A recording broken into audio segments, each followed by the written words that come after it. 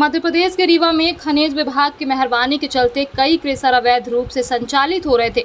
इन क्रेशरों के चलते आसपास के ग्रामीणों का जीना मुश्किल था और वह धूल भरी जिंदगी गुजारने को मजबूर हो रहे थे। पर्यावरण एवं लोगों के जीवन बचाने के लिए सामाजिक कार्यकर्ता व अधिवक्ता बीके माला ने आवाज उठाई और नेशनल ग्रीन ट्रिब्यूनल भोपाल में सामाजिक कार्यकर्ता बीके माला ने शिकायत की।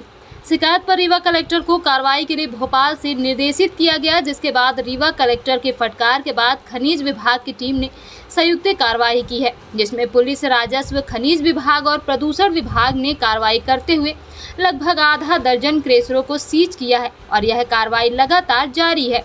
सामाजिक कार्यकर्ता बीके माला ने जानकारी देते हुए बताया कि जिले भर में लगभग 80 से ज़्यादा नियम विरुद्ध अवैध क्रेशर संचालित है। खनिज विभाग के द्वारा अवैध रूप से संचालित क्रेशरों पर कार्रवाई नहीं की जा रही थी। आपको बताते चले कि अवैध क्रेशरों ने रीवा जिले में तांडव मचाकर रखे हुए थे। पूर्व में किसानों ने इसका विरोध किया तो कई किसानों को गोली खानी पड़ी थी। जब किसानों के द्वारा इस मुद्दे पर आवाज़ उठाई गई तो अवैध क्रेशर संचालक द्वारा किसानों पर गोली चला दी गई थी। दरअसल क्रेशर संचालक द्वारा ग्रामीणों पर गोली चलाने का यह मामला रीवा के चुरहटा थाना क्षेत्र का था, जहां बैजनाथ गांव में संचालित क्रेशर के संचालक और ग्रामीणों के बीच विवाद हुआ था। इस दौरान क्रेशर संचालकों ने ग्रामीण पर फायरिंग कर दिए थे और बंदूक से निकली हुई गोली 2 ग्रामीणों को जा लगी थी।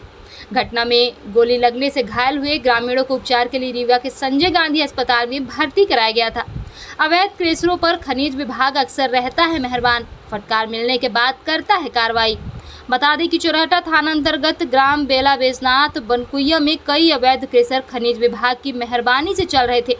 हालांकि तत्कालीन कलेक्टर इलैयाराजा टी के निर्देशन पर कुछ समय पूर्व ऐसे क्रेशरों पर कार्रवाई भी की गई थी, मगर खनिज विभाग उन अवैध क्रेशरों पर मेहरबान हुआ, जिसके बाद आए दिन गांव में विवाद की स्थिति निर्मित होती रहती थी। देखिए, समूचे रीवा ज़िले में और बनकुइया तहसील हुजूर के अंतर्गत बनकुइया सेक्टर में व्यापक पैमाने पर अवैध क्रेशर संचालित थे, जो नियम विरुद्ध थे। शासन के नियमों के मापदंडों का पालन नहीं कर रहे थे और क्रेशर संचालकों के कारण इतना प्रदूषण व्यापक स्तर में फैल रहा था, जिससे जल जीवन पूर्णतः पशु पक्षी भी प्रभावित हो रहे थे।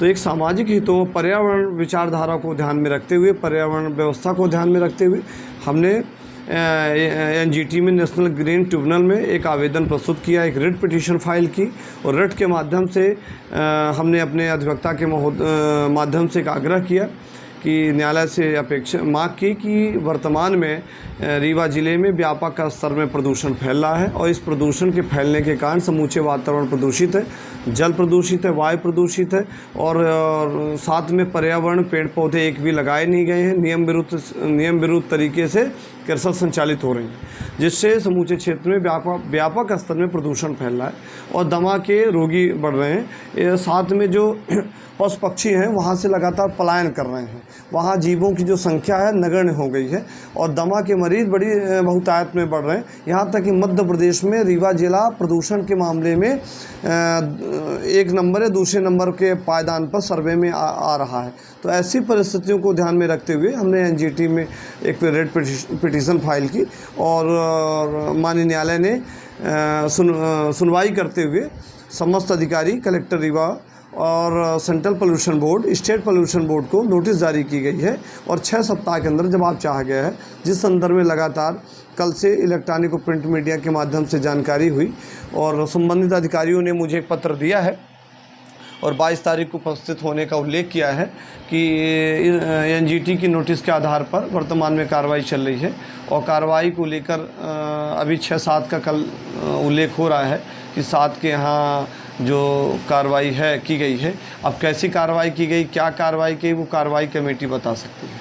जिला प्रशासन के द्वारा लगातार स्वच्छता अभियान चलाए जाते हैं जी, लेकिन रीवा में कई अवैध क्रेशर चल रहे थे, क्या प्रशासन की नज़रों में नहीं आ रही थी? देखिए, निश्चित तौर से वर्तमान में जो अधिकारी आज कार्रवाई कर रहे हैं वो यदि अपनी रूटीन कार्रवाई करते तो निश्चित तौर से अवैधानिक ये क्रेशर न होते।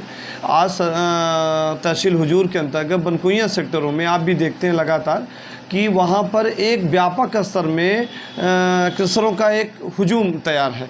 वहाँ से सामान्य आदमी, कोई भी आदमी निकल नहीं सकता बिना कोई विशेष वाहन से, तो आम आदमी वहाँ वहाँ सफ़र करता है वहाँ जल जीवन प्रभावित हो रहा है, जल भी प्रदूषित है, वायु प्रदूषित है और यहाँ तक कि एक भी पेड़ बचे नहीं।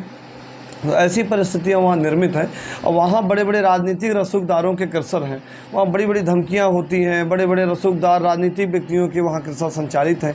तो ऐसी तमाम विसंगतियाँ हैं और इस विसंगतियों को ध्यान में भी रखते हुए हमने माननीय न्यायालय को ये बात बताई और माननीय न्यायालय से ये आग्रह किया कि इस रीवा को बचाया जाना चाहिए, पर्यावरण से स्वच्छ होना चाहिए, पर्यावरण की रक्षा होनी चाहिए। तो हमने एक पिटीशन फाइल की। लगभग जिले में कितने अवैध कृषक हैं जिनकी आपने शिकायत की थी? लगभग 50 ऊपर ऐसे कृषक हैं जो चिन्हांकित मैंने किए हैं और हैं तो बहुत सारे।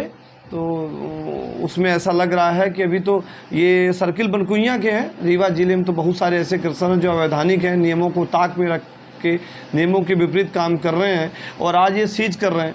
तो एनजीटी तो ये नहीं कह रही कि आप ऐसा करिए, एनजीटी कह रही कि कार्रवाई करिए।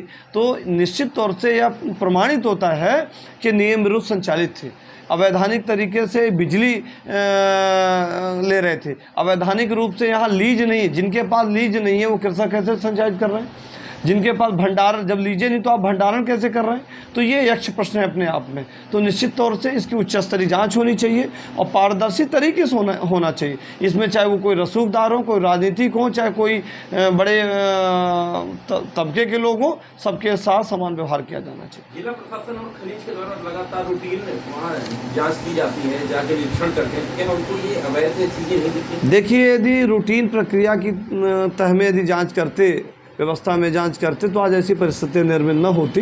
वर्तमान में आज जो कार्रवाई चल रही है, जो कार्रवाई हो रही है, जो कार्रवाई इलेक्ट्रॉनिक और प्रिंट मीडिया के माध्यम से जानकारी प्राप्त हो रही है, तो मुझे ऐसा लगता है कि यदि पहले कार्रवाई करते तो आज ऐसी परिस्थितियाँ और हम लोगों को सामाजिक विषयों को लेकर एनजीटी न जाना पड़ता। नाम बताइए।